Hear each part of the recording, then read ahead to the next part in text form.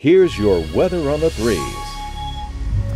Welcome back, everyone. Let's take one last look at that weather forecast for you today. Temperatures sitting at about 70 degrees here in Lafayette, 65 out over towards New Iberia, 63 for Ville Platte right now.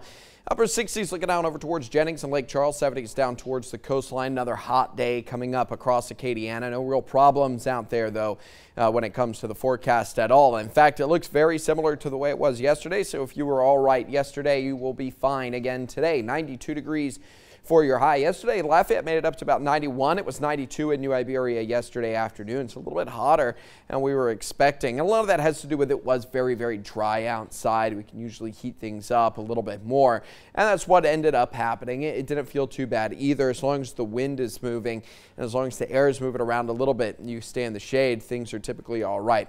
70s up through the first half of the day.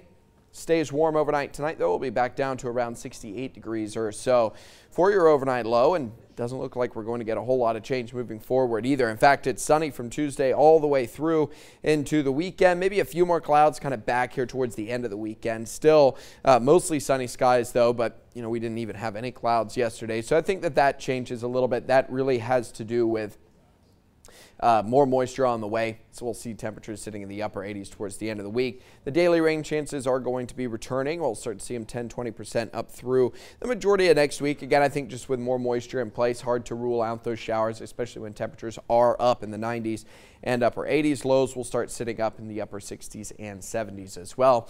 Again, for today, your high is going to be getting up to around 92 degrees with your overnight low down to around 68.